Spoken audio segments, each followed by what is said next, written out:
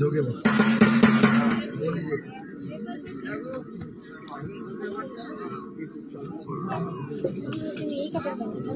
ওরে বামন রূপ দেহ ধরি বলিতে ছলনা করি ত্রিপদ ভূমি চাহিলে দান